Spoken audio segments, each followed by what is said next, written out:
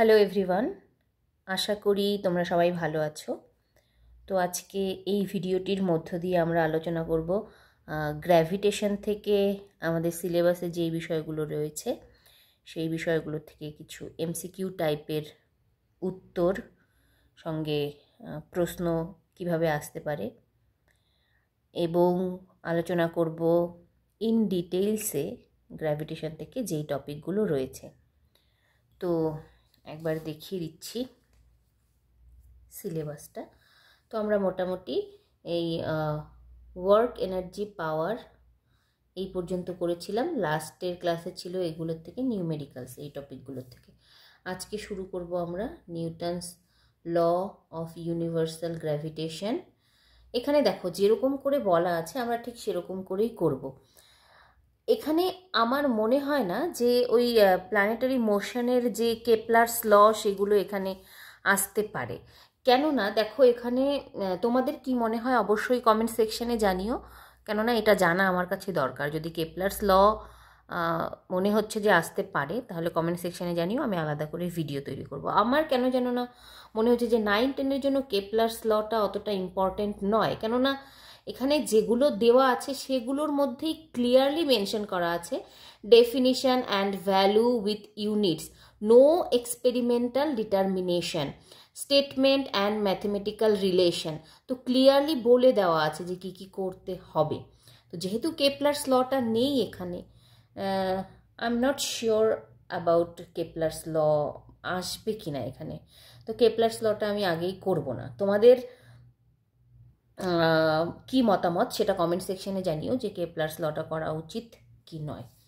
এখানে খুবই সামান্য একটা টপিক বা একটুখানি টপিক জাস্ট ছুঁয়ে গেছে গ্র্যাভিটেশন থেকে, যদিও বেশ অনেক কিছুই ছিল।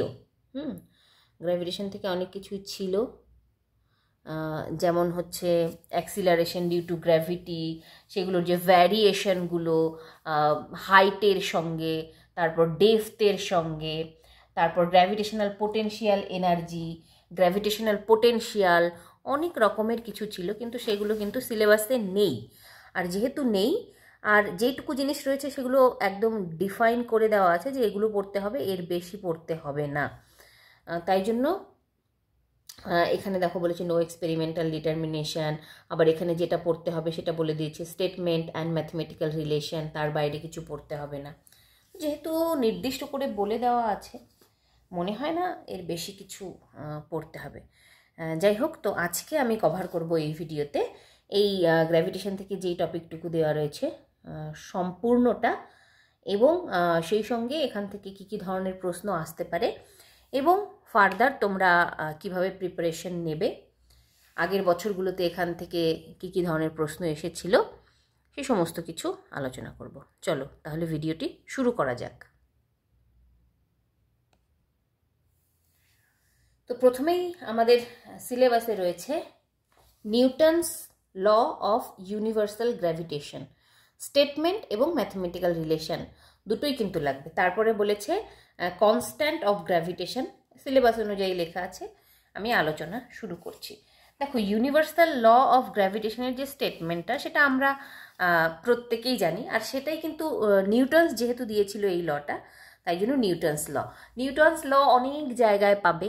আমরা আগেও নিউটনের 3টে সূত্র পড়েছি। আবার যখন আমরা হিট অ্যান্ড থার্মোডিনামিক্স করব ফিজিক্সে, সেখানেও হচ্ছে রয়েছে নিউটনস ল অফ কুলিং। তো সেগুলো কিন্তু গুলিয়ে ফেলা যাবে না, প্রত্যেকটা নিউটনস ল আলাদা আলাদাভাবে আমাদেরকে আলাদা রকম করে মনে রাখতে হবে। তো এই যে ইউনিভার্সাল ল অফ গ্র্যাভিটেশন, এটা কি বলে? এটা বলে যে এই মহাবিশ্বের প্রতি দুটো বস্তু, every body in this universe attract each other body with a force whose magnitude is directly proportional. মানে মহাবিশ্বের দুটি বস্তু পরস্পরকে আকর্ষণ করে, আর সেই যে আকর্ষণ বল, সেই আকর্ষণ বলের মানটা হচ্ছে বস্তু দুটোর ভরের যে গুণফল তার সঙ্গে সমানুপাতিক, এবং তাদের মধ্যবর্তী দূরত্ব যে রয়েছে তার বর্গের ব্যস্তানুপাতিক। এটা বুঝতে কারোর কোনো অসুবিধে নেই। তবুও এটা যেহেতু আমাদের লাগবে পরে, আমি একটু ডিটেইলসটা বলে দিচ্ছি, ঠিক আছে? তো মনে করো এই দুটো বস্তু রয়েছে এ এবং বি, এ বি, এর মাস হচ্ছে m1, এর মাস হচ্ছে m2, আর এদের মধ্যবর্তী দূরত্ব ধরি r, ঠিক আছে? এদের মধ্যবর্তী দূরত্ব হচ্ছে r। তাহলে Newton's law of universal gravitation বা ইউনিভার্সাল ল অফ গ্র্যাভিটেশন অনুযায়ী এই যে বলটা, তাদের মধ্যে যে একটা আকর্ষণ বল ক্রিয়া করছে, আচ্ছা বলটাকে যদি আমরা দেখাতে চাই এইদিকে হবে হচ্ছে এফ, ডিরেকশনটা যদি ধরি এদিকে হয়ে যাবে -f। তো এই বলটা বলেছে যে তাদের যে ভর তার গুণফলের সাথে সমানুপাতিক, অর্থাৎ F is proportional to m1 into m2, এবং তাদের মধ্যবর্তী দূরত্বের বর্গের ব্যস্তানুপাতিক। তাহলে F is inversely proportional to r square. এই দুটোকে আমরা যদি এই ইকুয়েশন 1 লিখি, ইকুয়েশন 2 লিখি, এই দুটোকে একসঙ্গে লিখব। কিভাবে লিখতে পারি? Hence F is proportional to m1 m2 divided by r square, বা আমরা লিখতে পারি এফ ইজিক্যালস টু একটা মানে আমরা ফিজিক্সে, কেমিস্ট্রিতে, ম্যাথে এই প্রপোর্শনাল সিম্বলটা উঠিয়ে একটা ধ্রুবক নিয়ে আসি। এটা আমাদের জানতেই হবে, এটা আমরা জানি সবাই অনেক অনেক ক্ষেত্রে, ইভেন প্রত্যেকটা ইকুয়েশনের ক্ষেত্রে, প্রায় প্রত্যেকটা ইকুয়েশন বলো, বিভিন্ন ধরনের ক্যালকুলেশন বলো, একটা কনস্ট্যান্ট, একটা করে কনস্ট্যান্ট আমাদের নিয়ে আসতে হয়। তো এই প্রপোর্শনাল সিম্বল উঠিয়ে সমান সমান চিহ্ন লিখব এবং আমাদের একটা কনস্ট্যান্ট লিখব, সেই কনস্ট্যান্টটা হচ্ছে এখানে জি। তাহলে বাকিটুকু একই থাকবে, G m1 m2 divided by r square. এই যে কনস্ট্যান্ট জিটা আমরা লিখলাম, এটাই হচ্ছে এই কনস্ট্যান্ট অফ গ্র্যাভিটেশন, ঠিক আছে? কনস্ট্যান্ট অফ গ্র্যাভিটেশন, তো এটা সম্পর্কে কিন্তু আমাদের জানতে হবে, এটা ইম্পর্টেন্ট। তো বলেছিলাম না যে কী ধরনের প্রশ্ন থাকে এখান থেকে অনেক সময় এই যে জিটা আছে, এই জির ইউনিট বলে, তাই জন্য দেখবে সিলেবাসে ওটাকে আলাদা করে গুরুত্ব দিয়ে বলা আছে যে কনস্ট্যান্ট অফ গ্র্যাভিটেশন। সেটা না বললেও তো আমরা পড়তামই, তাই না? সেটা যেহেতু এখানে আসছে, কিন্তু এটাকে আলাদা করে একটু করে মানে জোর দেওয়া হয়েছে। আমি কয়েকটা প্রশ্ন দেখলাম যেগুলো আর কি ফিজিক্সের পরীক্ষা, এই জি সম্পর্কে কিন্তু জিজ্ঞাসা করে, জি এর মাত্রা, তারপর এর একক, তারপর এর ভ্যালুটাও আমাদেরকে মনে রাখতে হবে। তাহলে ইউনিট, ভ্যালু আর হচ্ছে ডাইমেনশন, এগুলো আমাদেরকে জানতে হবে। আমি ফর্মুলা না, এখানে ল হবে। ইউনিভার্সাল গ্র্যাভিটেশন লটা আমি আরেকবার বলে দিচ্ছি। মহাবিশ্বের প্রতিটি বস্তু পরস্পরকে আকর্ষণ করে, আর এই আকর্ষণ বলের মান তাদের ভরের গুণফলের সমানুপাতিক এবং মধ্যবর্তী দূরত্বের বর্গের ব্যস্তানুপাতিক। তো আমরা এই সমানুপাতিক চিহ্নটা উঠিয়ে দিয়ে দুটো ইকুয়েশনকে একসঙ্গে করে নিলে একটা কনস্ট্যান্ট আসে, সেই কনস্ট্যান্টটাই হচ্ছে আমাদের কনস্ট্যান্ট অফ গ্র্যাভিটেশন। তাহলে এবার এই কনস্ট্যান্ট অফ গ্র্যাভিটেশন সম্পর্কে জানবো। তাহলে আমরা পেলাম এফ এর একটা এক্সপ্রেশন পেলাম, ফোর্স। তাহলে এফ ইজিক্যালস টু আমরা পেলাম G m1 m2 divide by r square. তো এখান থেকে জি এর ইউনিট আর জি এর ডাইমেনশনটা বের করার জন্য আমাদের জিটাকে লেফটে রেখে জির একটা ফর্মুলা বের করতে হবে। তো জি ইজ ইকুয়ালস টু আমরা লিখতে পারি F r square divided by m1 m2। তো প্রথমে ইউনিটটা বের করি, ঠিক আছে? ইউনিটটা যদি বের করি, দেখো ফোর্সের ইউনিট কি, আমরা এসআই ইউনিট বের করছি, সিজিএসে তোমরা করে নিতেই পারবে। এসআই পদ্ধতিতে বলের একক হচ্ছে নিউটন, তাই তো? এসআই পদ্ধতিতে বলের একক হচ্ছে নিউটন। তো এখানে বসিয়ে দিলাম নিউটন। আরটা হচ্ছে একটা লেন্থ, তাহলে নিউটনের সঙ্গে হবে হচ্ছে এটা মিটার। এসআই পদ্ধতিতে দূরত্বের একক বা ডিস্টেন্স হচ্ছে মিটার, আর ভরের একক হচ্ছে কেজি, তাই তো?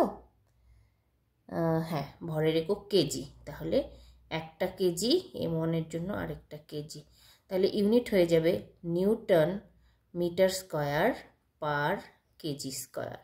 অর আমরা লিখতে পারি newton kg to the power -2 metre to the power +2, newton kg to the power -2 metre to the power +2। এটা হচ্ছে এসআই পদ্ধতিতে। এবার এর যে ভ্যালু সেটা মনে রাখতে হবে, এটা হচ্ছে ইউনিট। তাহলে ভ্যালু জি এর ভ্যালু হচ্ছে 6.67 into 10 to the power -11 SI পদ্ধতিতে। 6.67 into 10 to the power -11 newton kg to the power -2 metre to the power 2। এবার আমরা যদি সিজিএস পদ্ধতিতে বলি, সিজিএস পদ্ধতিতে হচ্ছে 6.67 ইন্টু 10 টু দি পাওয়ার -8, নিউটনটা হয়ে যাবে ডাইন, কেজিটা হয়ে যাবে গ্রাম, মিটারটা হয়ে যাবে সেন্টিমিটার, তাই তো? Dyne centimetre square gram to the power -2 বা জি টু দি পাওয়ার -2। এবার ইউনিট হয়ে গেল, ভ্যালু হয়ে গেল, ডাইমেনশন। ডাইমেনশনটা কিন্তু ইম্পর্টেন্ট, আমি ডাইমেনশনটা লাল কালি দিয়ে করছি, তোমাদের বেশি মনে থাকবে। না, এখানে মনে রাখার কিছু নেই অত, এগুলো সোজা জিনিস, সোজা জিনিস আবার কখনো কখনো দিয়েও দেয়, ঠিক আছে, বেসিক জিনিস দেয়। তো ডাইমেনশন দেখো, ডাইমেনশন বের করার জন্য ওই একই রকম, ডাইমেনশন অফ জি থার্ড ব্র্যাকেটে লিখতে হবে আমাদের। তাহলে ফোর্সের ডাইমেনশন তোমাদেরকে একবার বলেছিলাম যে ফোর্সের ডাইমেনশনটা অ্যাটলিস্ট তোমাদের মনে রাখতে হবে। ফোর্সের ডাইমেনশন হচ্ছে M L T to the power -2, আর হচ্ছে একটা লেন্থ, তাহলে এখানে হয়ে যাবে এল স্কোয়ার, আর এম হচ্ছে মাস, তাহলে একটা এম আর একটা এম, দুটো এম, তাহলে একটা এম কেটে দিলাম। হ্যাঁ, এবার এই এমটা উপরে চলে যাবে, তাহলে ডাইমেনশন অফ জি হয়ে যাবে হচ্ছে, এমটা উপরে চলে গেলে হয়ে যাবে এম ইনভার্স, এল এখানে একটা এখানে দুটো, তাহলে তিনটে হয়ে যায়, মানে এল কিউব হয়ে যাবে, তিনটে এল তো না, L cube, L to the power 3 M inverse L cube T to the power -2। এইটা হয়ে যাবে হচ্ছে যে গ্র্যাভিটেশনাল কনস্ট্যান্ট বা কনস্ট্যান্ট অফ গ্র্যাভিটেশন, তার ডাইমেনশন। আমি কিন্তু আবারও বলছি এটা ইম্পর্টেন্ট, দিয়ে দিতেই পারে যে what is the dimension for constant of gravitation. ডাইমেনশনটা মোস্ট ইম্পর্টেন্ট ইউনিট আর ভ্যালুর থেকেও, ঠিক আছে, তবুও আমাদের এই বিষয়গুলো জানতে হবে, ছোট ছোট বিষয়গুলো। হয়ে গেল এই দুটো বিষয়। এবার চলে যাব পরের টপিকে। এবার প্রথমেই আমরা জেনে নেব এই যে মহাকর্ষ বল জি, এগুলোর মান, একক, সেটা তো জানলামই। কিছু আর কি এমসিকিউ টাইপের প্রশ্ন কী ধরনের আসতে পারে সেগুলো দেখো। মহাকর্ষ বল সম্পর্কে বলতে পারে, ঠিক আছে, 1, 2, 3 এগুলো আমি পরে করছি, আমি 4, 5 থেকে 10 পর্যন্ত এটা আগে বলে দিচ্ছি। ওকে, মহাকর্ষ বলের যে ধর্ম বা মহাকর্ষ বল যদি বলে কি ধরনের বল, আকর্ষণ বল, বিকর্ষণ বল, না তাড়িতিক, না অসংরক্ষী, না সংরক্ষী, ঠিক আছে। আকর্ষণ বললে তো আকর্ষণ বল হবে, সেই সঙ্গে আকর্ষণ যদি না থাকে, যদি সংরক্ষী, তাড়িতিক, অসংরক্ষী এভাবে থাকে, তাহলে কিন্তু মনে রাখতে হবে যে এটা হচ্ছে মহাকর্ষ বল হচ্ছে এক ধরনের কনজারভেটিভ বা সংরক্ষী বল, ঠিক আছে। মহাকর্ষ বল হচ্ছে সংরক্ষী বল। আর জি এর মান এবার তোমরাই বলো, জি এর মান কত? 6.67 ইন্টু 10 টু দি পাওয়ার -11। ইউনিটটা কি ছিল? Newton metre square, metre square newton kg to the power -2। এটা ছিল হচ্ছে এসআই পদ্ধতিতে মান। এককটা কি? এককটাই যে এটাই, newton metre square kg to the power -2 or dyne centimetre square, কেজিটা হয়ে যাবে গ্রাম টু দি পাওয়ার -2 হলো। এবার হচ্ছে মাত্রা। মাত্রা কি ছিল? মাত্রাটা দেখেছি M inverse L cube to the power -2। এবার এফ ই এবং এফ জি এর মধ্যে সম্পর্ক কি? এফ ইটা কি? নির্দিষ্ট দূরত্বে থাকা দুটি ইলেকট্রনের মধ্যে বৈদ্যুতিক বল, ঠিক আছে, ইলেকট্রিক ফোর্স বলতে পারি বা বৈদ্যুতিক বল বলতে পারি এফই। আর এফজি হচ্ছে মহাকর্ষী বল। তাহলে এফই হচ্ছে বৈদ্যুতিক বল আর এফজি হচ্ছে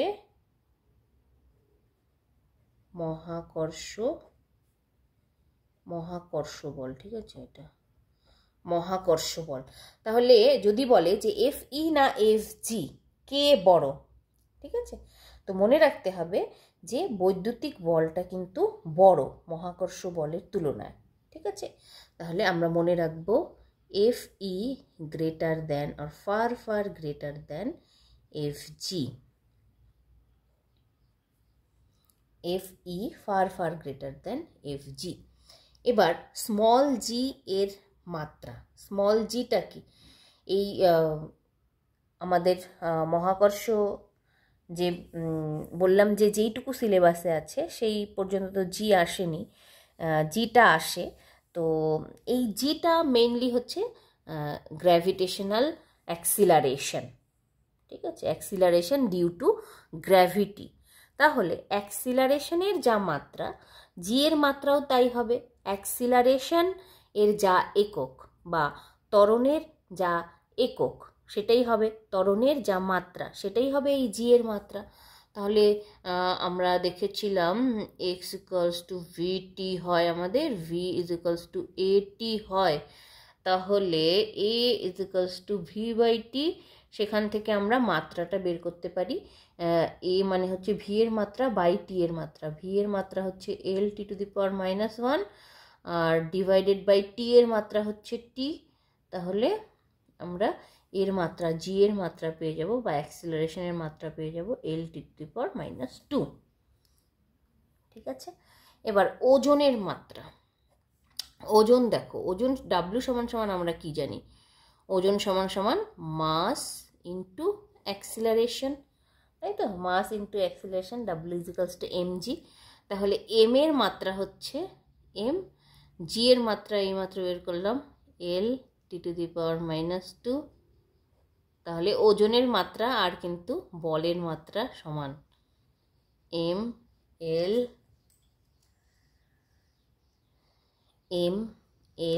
টি টু দি পাওয়ার -2। এটা হয়ে যাবে ওজনের মাত্রা। বোঝা গেল? তো এগুলোও কিন্তু ইম্পর্টেন্ট, কখন কোনটা দিয়ে দেবে কিছু বলা যায় না। এবার আমার বইটার থেকে আমি কিছু প্রবলেম তোমাদের সঙ্গে শেয়ার করব। তার আগে এই সলিউশনটা করে নিই।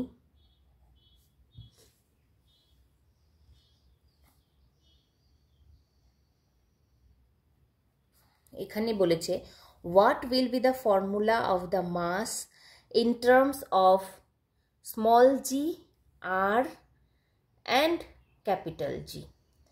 বলেছে মাসের ফর্মুলা কি হবে in terms of small G R and capital G. চলো এটাকে ক্যালকুলেশন করতে হবে, ক্যালকুলেশন করে তারপরে বের করতে হবে। আর এখানে হচ্ছে রেডিয়াস অফ আর্থ, জি হচ্ছে কনস্ট্যান্ট আর স্মল জি হচ্ছে অ্যাক্সিলারেশন ডিউ টু গ্র্যাভিটি। দেখো আমরা জানি F is equals to F is equals to G M divided by R square, তাই তো? F is equals to G M by R square. এই এমটা হচ্ছে মাস অফ আর্থ, এই এমটা হচ্ছে মাস অফ দ্য বডি, আর এই আরটা হচ্ছে ডিস্টেন্স বিটুইন দেম। এটাকে যদি আমরা 1 নম্বর ইকুয়েশন লিখি, তাহলে 2 নম্বর ইকুয়েশন হিসেবে আমরা লিখতে পারি ফোর্সের যে এক্সপ্রেশন। ঠিক আছে, নিউটনসের যে ল, নিউটনসের সেকেন্ড ল থেকে আমরা ফোর্সের একটা এক্সপ্রেশন পাই। সেটা মনে পড়ছে? নিউটনের দ্বিতীয় সূত্র থেকে আমরা ফোর্সের একটা এক্সপ্রেশন পাই। কি সেটা? আচ্ছা, এই আরটাকে না আমরা ক্যাপিটাল আর লিখবো, যেহেতু এখানে ক্যাপিটাল আর আছে। তো এটা মোট কথা রেডিয়াস অফ আর্থ হবে। মনে করো সারফেসে কোনো একটা বস্তু আছে, তাহলে ডিস্টেন্সটা হয়ে যাবে হচ্ছে আর, মানে রেডিয়াস অফ আর্থ। এবার নিউটনের দ্বিতীয় সূত্র থেকে আমরা জানি এফ সমান সমান এম ইন্টু জি, তাই তো? এফ সমান সমান এম ইন্টু জি। তাহলে এই দুটোই হচ্ছে বল, তাহলে দুটোকে ইকুয়েট করতে পারি, এটাও এফ এটাও এফ, দুটোকে ইকুয়েট করে আমরা লিখতে পারি M G is equals to G M M by R square. দেখো দুদিক থেকে এম এম কাটা গেল, এই এমটাকেই তো বের করতে হবে, এম এর expression. What will be the formula of the mass? তাহলে এম এর expression M is equals to আমরা লিখতে পারি G R square divided by capital G, G R square divided by capital G, এটাই হচ্ছে এক্সপ্রেশন, এম এর expression in terms of G R G, G R G. Okay, এটা মনে রাখতে হবে। আচ্ছা, এবার এটা গেল 1 2 3, যেটা সেটা হচ্ছে আমার বই থেকে